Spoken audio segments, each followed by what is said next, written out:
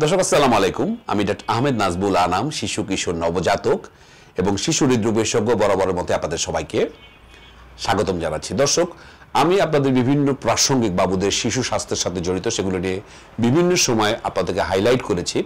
আজকে যে ভিডিও, সেটা ভিডিও টপিক কিন্তু অত্যন্ত ইম্পর্টেন্ট এবং ইনফরমেটিভ এবং আপনাদের জন্য অত্যন্ত কার্যকরী। কারণ আজকের এই দিনে আমরা ফিডার ব্যবহার করি না এমন মা বাবা পাওয়া মুশকিল।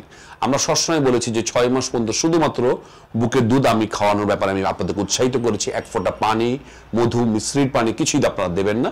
কিন্তু 6 মাসের পরে বাস্তবিকতা ভিন্ন আমরা জানি। এখন আমরা সবাই ব্যস্ত, অনেক মা ওয়ার্কিং মা, তাদেরকেও বাইরে যেতে হয়, বিভিন্ন কারণে বাবুকে বাইরের দুধ দিতে হয়। তাহলে অনেক মারা ফিডার ব্যবহার করেন এবং এই ফিডার কিন্তু এখন বাবুর জীবনের একটা অবিচ্ছেদ্য অংশ হয়ে দাঁড়িয়েছে। সুতরাং ফিডার নিয়েও আমি মনে করছি আলাপ হওয়া দরকার।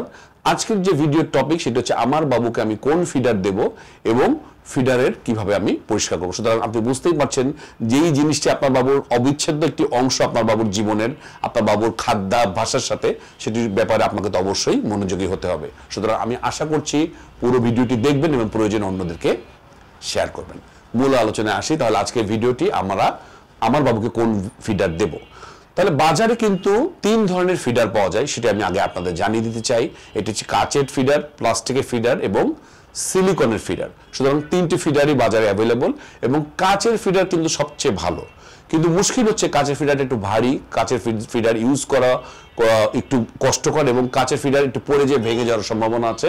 সুতরাং এটি একটি ব্যাপার। সুতরাং কাচের ফিডার বাস্তবতার স্বার্থেই আমি মনে করি হয়তো আমাদের ওইভাবে ইউজ করা হয় না, তাই আমরা প্লাস্টিক বা সিলিকনের ফিডার আমরা সবাই ব্যবহার করি। কিন্তু এখানে আপনাকে যেটা জানতে হবে যে আপনাকে অবশ্যই শিওর হতে হবে এই প্লাস্টিক বা এই সিলিকন যে ফিডার আপনি ব্যবহার করছেন সেটির ভিতরে ফুড গ্রেডেড কিনা, অর্থাৎ ফুড গ্রেডেড কিনা, যেটা হচ্ছে বিসফেনল এ বলে একটি কেমিক্যাল কম্পাউন্ড, সেটা ফ্রি কিনা। সেটি কিন্তু এই প্লাস্টিক বা এই ধরনের কন্টেইনারে মিশে থাকে এবং বাবুর কেমিক্যাল যে হ্যাজার্ড, বাবুর জীবনের স্বাস্থ্য ঝুঁকির কিন্তু একটি কারণ এই ফিডার। সুতরাং আপনাকে খেয়াল রাখতে হবে, আপনি দেখে নেবেন ফুড গ্রেডেড অর্থাৎ বিপিএ ফ্রি কিনা, বিসফেনল এ ফ্রি কিনা। এটি যদি না থাকে তাহলে কিন্তু এই ফিডার আপনার বাবুর স্বাস্থ্যের জন্য চরম ঝুঁকিকর হতে পারে। সুতরাং এই ব্যাপারটি আপনি খেয়াল করবেন। বাজারে যখন ফিডার কিনবেন, ফিডারের গায়ে লেখা থাকে ফুড গ্রেডেড, সুতরাং এই ব্যাপারটি আপনি খেয়াল করবেন। আর অবশ্যই ফিডারকে পরিষ্কার রাখা খুবই জরুরি। আমি বলবো যে প্রথমে আপনি বাবুর জন্য যে ফিডার যে আপনি নিচ্ছেন তার জন্য একটা আলাদা ব্রাশ ব্যবহার করবেন। একই ব্রাশ দিয়ে আপনি অন্য কিছু আপনি মাজবেন না।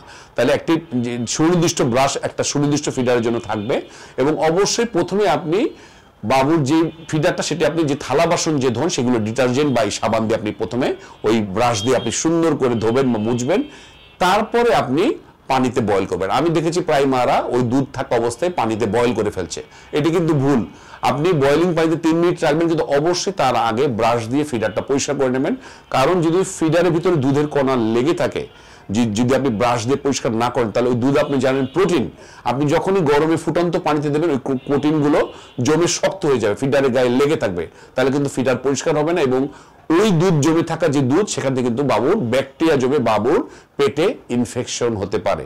আমি বলবো এই ইনফরমেশন অত্যন্ত জরুরি, অনেকের এটা জানা নাই। আমরা সরাসরি ফিডার গরম করে ফেলছি বয়েলিং ওয়াটারে। তাহলে আমি আবারও বলছি, আপনার বাবুর ফিডারটা আপনি প্রথমে ব্রাশ দিয়ে ডিটারজেন্ট দিয়ে ধোবেন, ধোয়ার পরে 3 মিনিট গরম পানিতে আপনি রাখলেই আমি বলবো এটি পূর্ণাঙ্গভাবে স্টেরিলাইজড হয়ে যাবে। এরপর আপনি বাবুটা এই গরম পানিটাকে একটু ঠান্ডা করবেন, ঠান্ডা করে আপনি আপনার বাবুকে ইউজ করতে পারবেন। তো দর্শক, আমি মনে করছি প্রয়োজনীয় তথ্য আপনার বাবুকে BPA free food graded plastic বা সিলিকনের ফিডার দিন এবং ফিডারটাকে অবশ্যই সঠিক নিয়মে পরিষ্কার করবেন।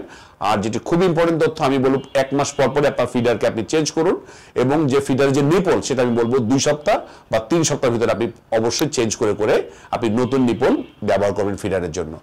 আজ এই পর্যন্তই। পরবর্তী নতুন কোনো টপিক নিয়ে আবারও হাজির হব। সেই পর্যন্ত বরাবর মতোই আল্লাহ হাফেজ।